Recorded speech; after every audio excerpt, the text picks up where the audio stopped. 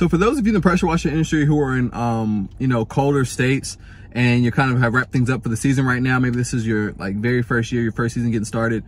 One of the things I think about that you can start doing right now that we can all do to, you know, to set ourselves up for a better next year is to plant seeds. All right. And this advice of planting seeds is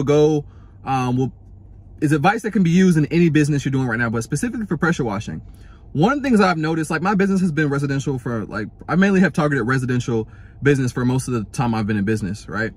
But as I drive around all the time, I've noticed so much, I feel like the commercial industry, the commercial exterior cleaning is underserved. Obviously, there are a lot of guys who are doing commercial pressure washing, but I think as far as marketing goes, as far as like reaching out to those people, they are underserved. So one of the things I noticed, like when I was just driving like a few minutes ago, I drove by a building and it was like, it's a, you know, professional company, obviously. And the building was just like filthy. The front of it had algae all over it.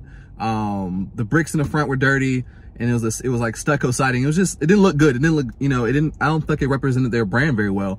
And, you know, these people who are managing these buildings, they might just get busy with leasing and all these different things, or if it's the people who actually own the building, maybe they're just running their business, not even really thinking about the outside, right? And so one thing that all of us can do in our downtime, you know, if you're no longer pressure washing right now, start planting some seeds. So what does that mean? Go take a stack of business cards, put on your company t-shirt or hoodie or whatever you have, look professional, and go drop off some business cards, introduce yourself, ask them, you know, do they have anyone who's maintained the building, and tell them you love them and give them a free bid. And you just never know what this can lead to. And even if they are currently being taken care of by somebody, if the building is dirty, you know, that might say something about the current existing relationship with the company they're working with. Because if the building is dirty, that means something is not being maintained. Maybe they don't want to pay the people, or maybe the people aren't really doing a good of a job.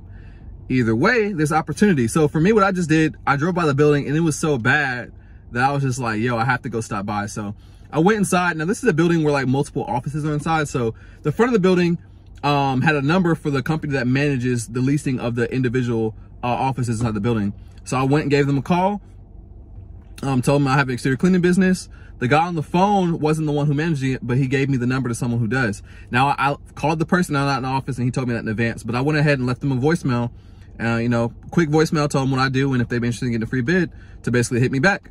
Obviously this just happened like 15 minutes ago, so I don't expect to get a phone call today or tomorrow. It's the weekend, but maybe I'll hear back next week. Maybe I don't hear back at all, but don't let that stop you from planting seeds. There's no loss in that. Like what does it cost you to hop in your car, take a few hours out of your day and just go door to door with some business cards or buildings you see that are dirty and just hand them out, introduce yourself.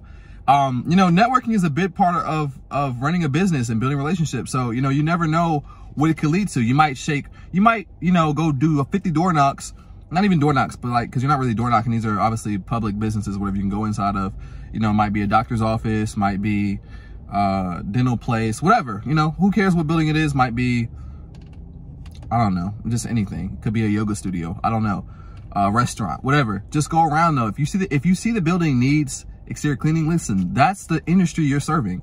So, you know, whether it's sucking up your pride or whatever, or, you know, you deciding not to be lazy, but if you really want the business, then go get it.